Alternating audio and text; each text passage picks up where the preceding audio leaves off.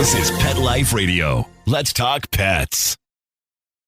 Rappaport to the rescue with award-winning animal advocate Jill Rappaport.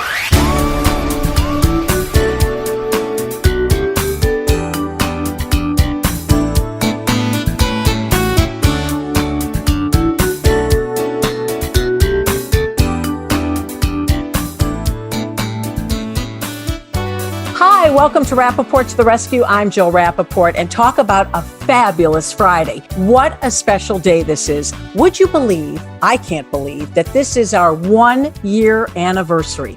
A year ago today, in the height of COVID, we started Rappaport to the Rescue with my partner in crime, Bill Berloni. Bill, can you believe it? Nope. It made the time go by and actually gave us something to look forward to. And let's just go over some of the guests we've had in the last year. Tina Fey, Christy Brinkley, Al Roker, Lorraine Bracco, Isabella Rossellini, Emmy Lou Harris, Sutton Foster, Joel Gray, the hilarious Kristen Bell, Alexa Ray Joel, who actually sang for us. I mean, the shows have been priceless, and they continue to be so memorable. Bill, we feel so blessed and honored, don't we? Absolutely. Between the people you know and the people I know and have helped, I hope our listeners learn that rescue is the way to go. That's the main message. Every one of them sharing their stories, their heartwarming stories, how during COVID, their rescue animals were so important to them, even more so than they ever thought they could be, because they actually protected and gave us all the extra love that we needed. And that's what this show is all about. It really is who rescued who. And I love hearing the stories of people's horses, cats, dogs, whatever animal you're lucky enough to have in your life. Boy, do they add to our lives. Absolutely. And to know people of that caliber, depend on their animals as much as we do, just means that it's a universal love for all of us. And you hear my dachshund, Oscar Mayer, he's always weighing in. He's going, right on, Mom, right on. Mm-hmm. And how fitting, Bill, that a year ago today, we started this show with the one and only Meredith Vieira. Now, Meredith and I go back many, many years. I was fortunate enough to work with her on the Today Show. She is as beautiful inside as out, so smart, so compassionate, and obviously a huge animal lover. Her dog, Jasper, who's well into his teens, when we caught up with her on our very first show, you remember Jasper had been attacked by a coyote. He never should have survived that. Not only did he survive, he's thriving now a year later. And we're going to catch up with Meredith and hear just how Jasper is doing, and also some concerns that she now has as he's getting on in his years. Yep, as you know, senior dogs take a lot of work, which is often why people don't adopt them. But, the love we get back from them, even in their senior years, makes it all worthwhile. Well, when we come back, Meredith Vieira and Jasper. Stay tuned. Take a bite out of your competition. Advertise your business with an ad in Pet Life Radio podcasts and radio shows. There's no other pet-related media that is as large and reaches more pet parents and pet lovers than Pet Life Radio. With over 7 million monthly listeners, Pet Life Radio podcasts are available on all major podcast platforms. And our live radio stream goes out to over 250 million subscribers on iHeartRadio, TuneIn, Stitcher, and other streaming apps. For more information on how you can advertise on the #1 pet podcast and radio network, visit PetLifeRadio.com/advertise today. We wear fur, and we're damn proud of it. What? And our 4 legs. And our tail. And we go to the bathroom outside. Well, we may not be too proud of that. Sniff around, then mark your spot right here. Pet Life Radio. Let's talk pets.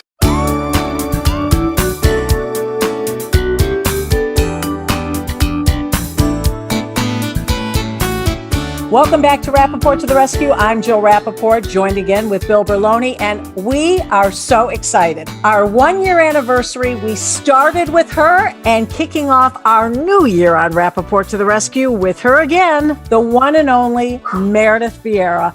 Meredith, we're so happy to see you, and even happier to see Jasper. No, he's right here. I'm going to lower the so you can Oh, see. look at him. Bill, doesn't I wish our listeners could see. We'll have to describe. He's standing. He looks great. Standing. He, for those who don't know the story, he was mauled by a coyote a year ago, a little more than a year ago, on his birthday, actually, 1st of June. And he's 17. He survived it, but many, many stitches later, and there's a part on his back where the hair has never grown back. It's fine. It's his war wound. We talked about that in the open, that literally we interviewed you. You were so kind. And one of the things I have to tell our listeners, Meredith Vieira is probably one of the kindest people you'll ever meet. Literally, I cold called her. I hadn't spoken to her in about 2 years. I said, Meredith, I'm doing a podcast. You have to be my first guest. She said, I'm in. That's the type of person she is. No, that's the type of person you are. No. I can't say no to you ever. And Bill, you guys are the best. And what you do is a gift. Well, you're pretty amazing with your incredible schedule. And on the heels of saying yes, she just happens to tell me that literally Jasper, I think it was that day, was coming home from the hospital after being attacked by a coyote. Never should have survived it. And I said, are you sure you can do this? I mean, will it be okay? And you said you thought it would be very therapeutic for listeners to hear about his survival. Totally. And I think that, it's a story of hope. Even when you feel like there is no hope left, Jasper's proof that there is. And, I told you at the time when the vet who I didn't know, I went to an animal hospital in Bedford Hills because they were the only ones who could handle these kinds of injuries. And when he came out 2 hours later, height of the pandemic, so we all had masks, no one was allowed inside, and everybody in the parking lot's crying because if their pet is there, there's something seriously wrong. And he said to me, I said, don't do anything heroic.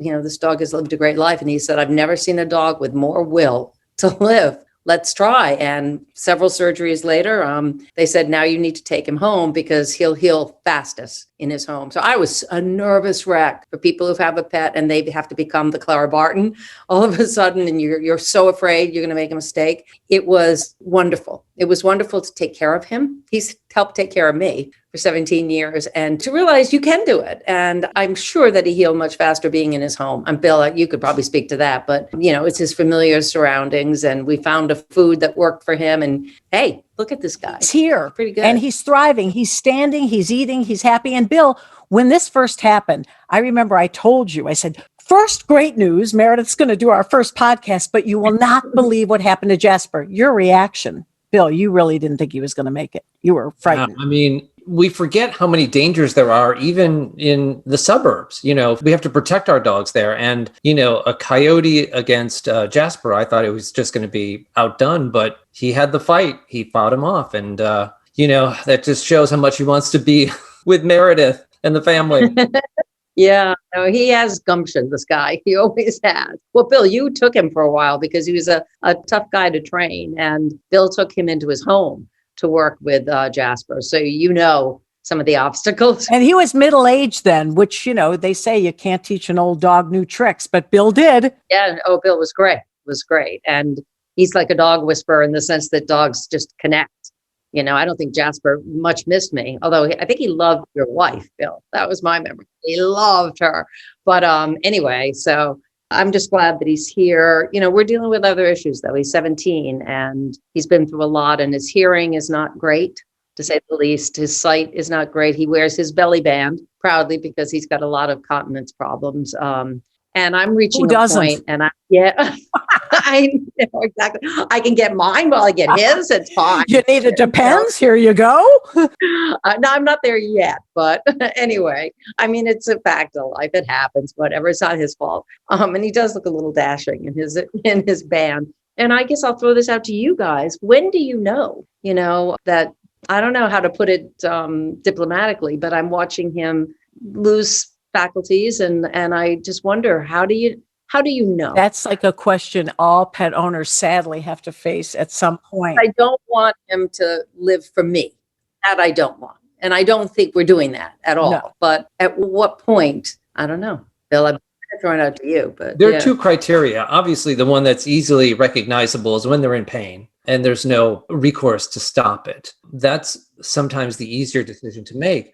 But with the advent of modern veterinary medicine and all the supplements, like people, our dogs are living longer, but we're maintaining their other systems as they start to fail. So it's in those moments that you might have a dog who, can't hear, can't see, but their body's still functioning. And in those instances, what I look for is fear.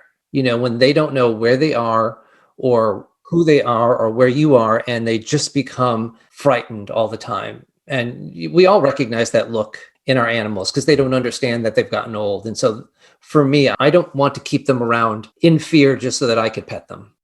Exactly. My second criteria.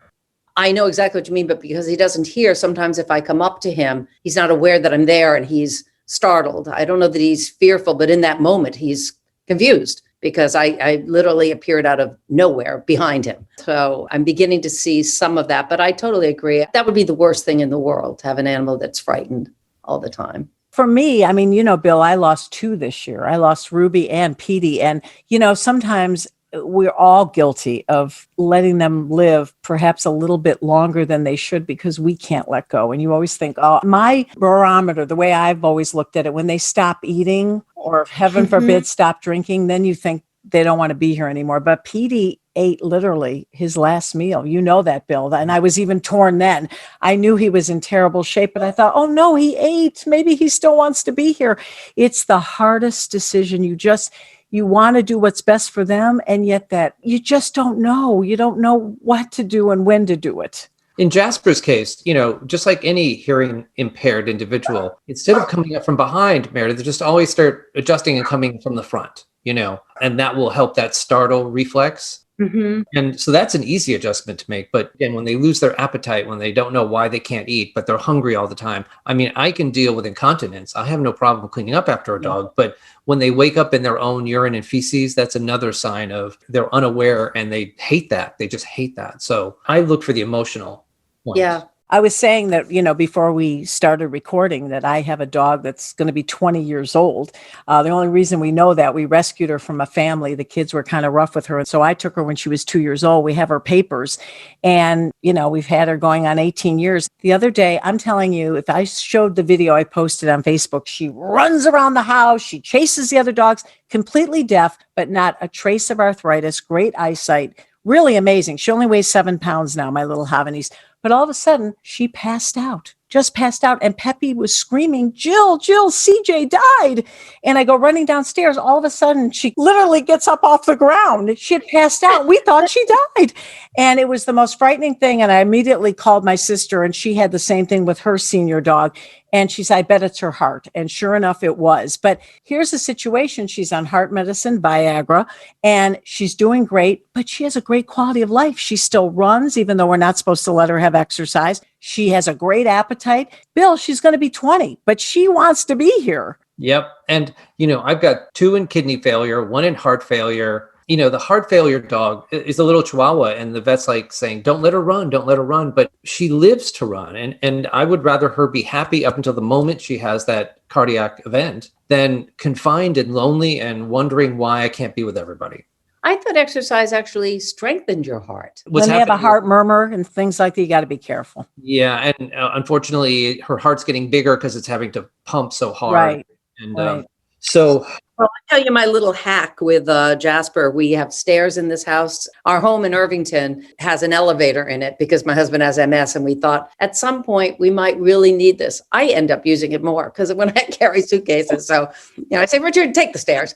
But anyway, here there's just stairs. And my son suggested this and it's really great. I got a life jacket. So when a dog goes in a boat, but it has like a little handle. So I can hold that and I can get him down. We walk down the stairs very slowly. Sometimes he can't do it, but, and then I've got him. And that has worked for us in this house to be able to bring him with us. I did not want to board him for weeks on end. And what about wildlife now? I mean, is he freaked out to be outside? Is he on the lookout for wildlife? Never once.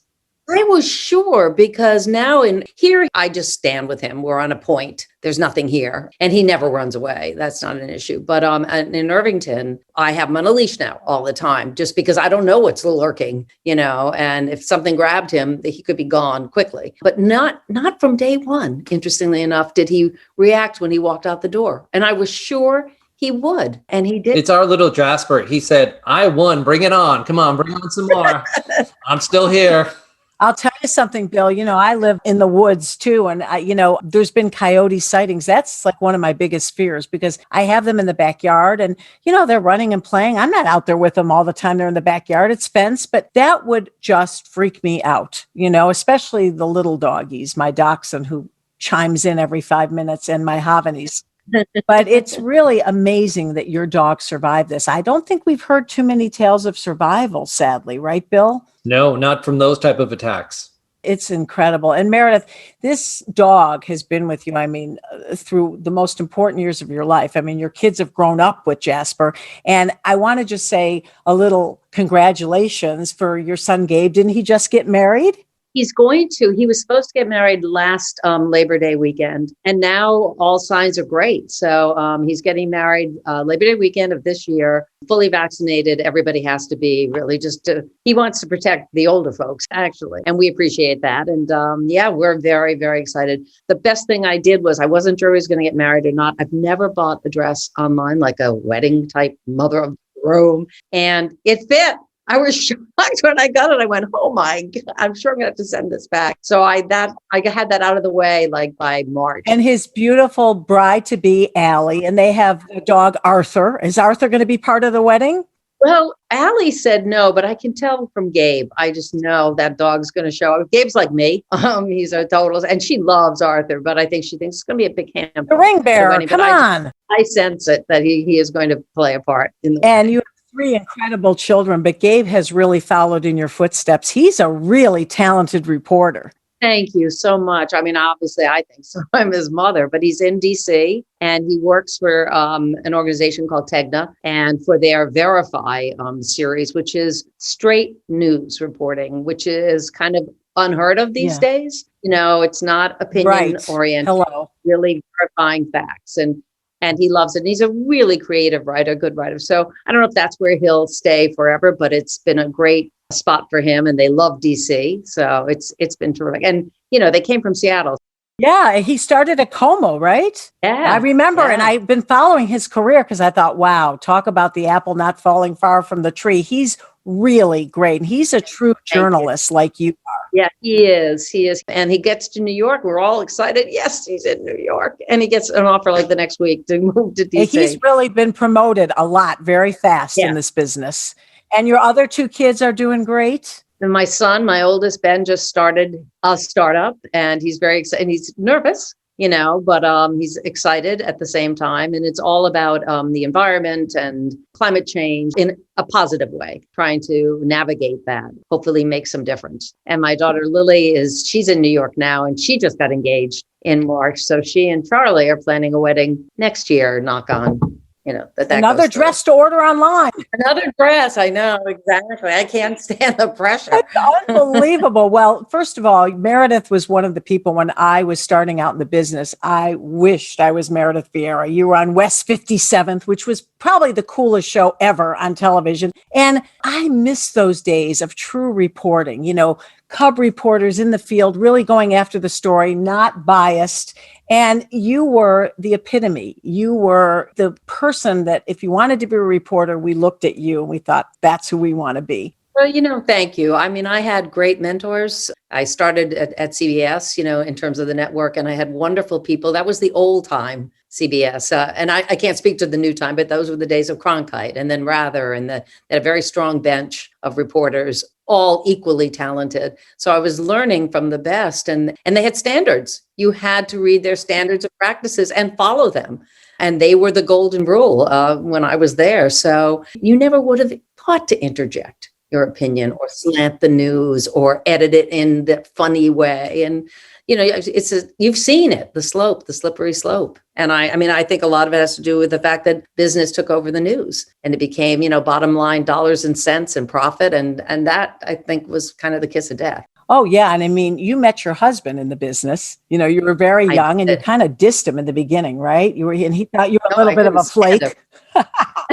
could not stand him, and he didn't like me either. But and I've told this story a million times. I was working out of our Midwest bureau in Chicago, and he came in with Leslie Stahl and the big shots from New York, and he's a big producer and blah blah blah. So I was watching Bugs Bunny, because in the Chicago bureau it was called crash and burn, because you were constantly flying out in the morning covering a story and then coming back. So when you had a day to yourself, they had a closet with pillows and blankets, and you could just veg out at your desk in case something happened, you were there.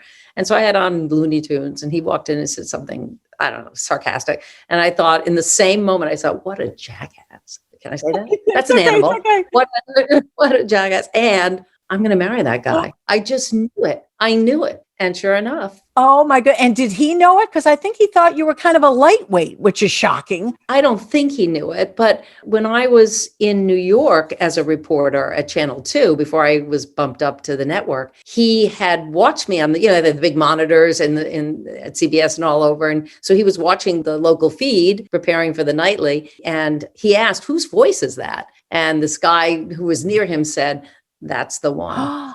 So, I mean, I feel like it was fate. And what year are we talking now? How many years? So we got married in 86. Yesterday was our 35th wedding anniversary. Oh my goodness. Congratulations. That's wonderful.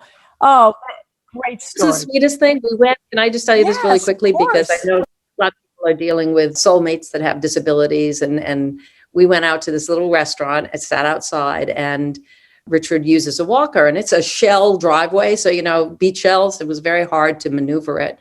And this young couple with a little baby couldn't have been kinder to us, and not in a kind of, oh, you poor thing, but like, hey, let me give you a hand, and just so lovely. And then I don't know how they figured out it was our anniversary, because I think I might have said to Richard, oh, happy 35th or something.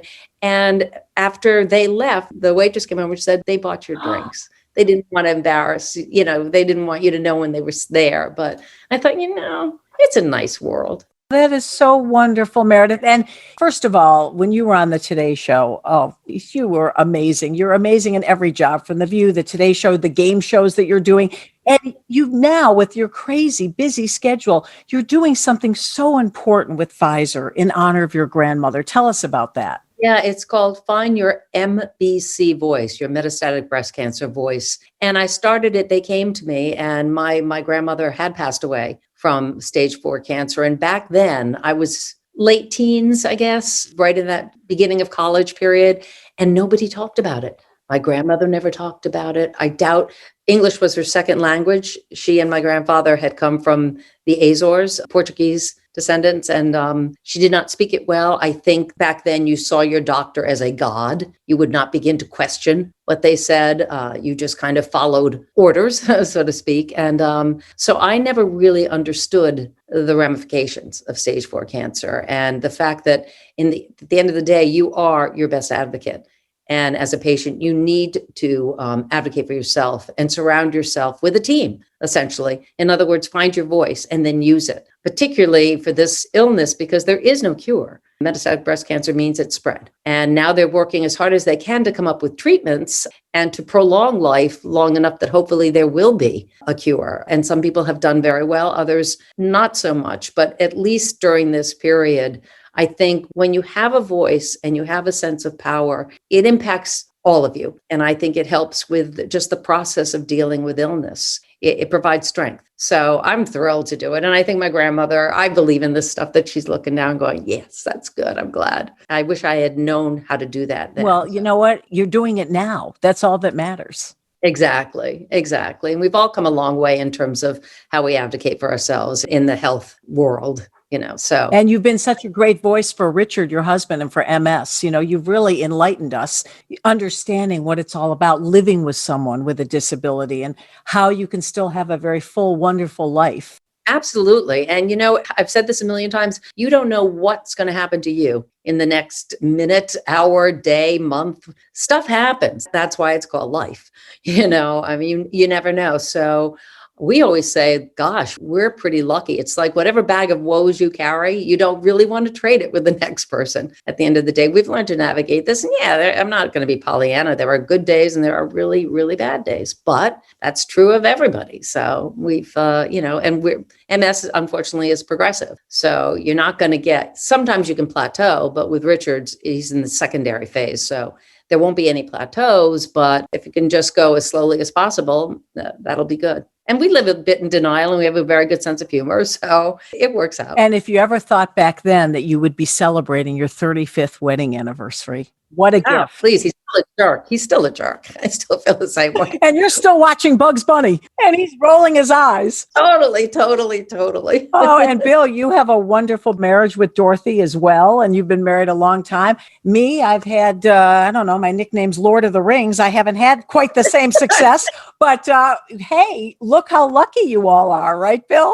Yep. So lucky. And when you find that person who understands you and gets you, there's nothing better. I've only found it on 4 legs, unfortunately. Well, that's okay. Love the 4-legged. Hey, there's no one better than my dogs. Love me, love my dogs. And I'll tell you, the animals really, and Meredith firsthand too, through thick and thin, whether you're sad, happy, boy, are they the best source of strength and love. They certainly are. And we have 2 cats, Felipe Noir. Yeah, the last interview, you had one crawling around your head.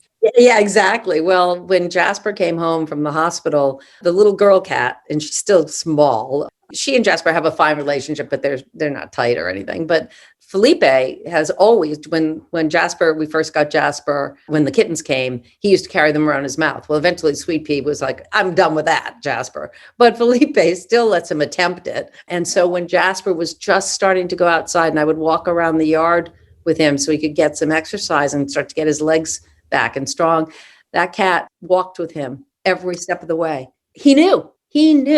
And I've never seen that. And he doesn't do that now, but I think he understood that Jasper was in pain and Jasper was, struggling. And he just walked with him. It was really cool. Isn't that beautiful? Bill, you see that all the time with these animals. They're amazing, the bond they create and form with one another. Yes. And, to be able to witness that reminds us that we should treat each other with the same sort of respect and kindness. I agree. It's so true. Well, Meredith, this has been such a joy. We have to make this an annual thing. Every year, we're going to catch up with you.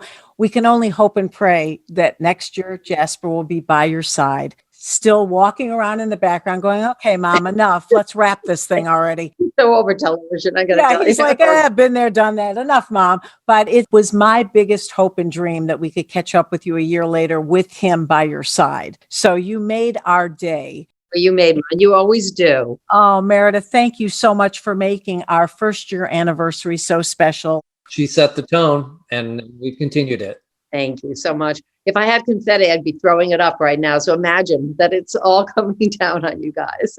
Thank you so much. Continued wonderful work on behalf of your grandmother and the game shows and everything else that you're doing. And can't wait to hear about those weddings. That's really great news. I'll get you up to date next time we talk. One will be, hopefully, unless Allie sees the lead, I keep saying to Gabe, you better hope that she doesn't wake up one morning and go, what am I doing? But no, he's a keeper, and so is she. So we'll have at least one under our belt by the next time we talk. Yeah, and I want to see the picture of the dress and, who wore it best, right? I will. And Arthur probably will be wearing a bow tie. He'll be there. I'll give you all the deets next time. I love that you passed on, obviously, yours and Richard's love of animals. All 3 of your children are obsessed with animals and adore them the way you do. They all do. Yep, they really do. Our daughter and her fiance, they adopted as well. They rescued 2 cats. They both are very, very skittish. And they have the patience, because they love them. And they say, nope, they'll be okay. We're here to help them now because they had a bad life up until then. So they inherited that love and compassion from you and Richard. That's wonderful. Meredith, thank you so much. And thank you everyone for joining us today on our special 1-year anniversary. Yay! Of Rappaport to the Rescue. Have a wonderful, happy Father's Day. Bill, that goes to you too, buddy. Thank you, Jill. Until next time, stay safe. Let's Talk Pets. Every week on demand, only on PetLifeRadio.com.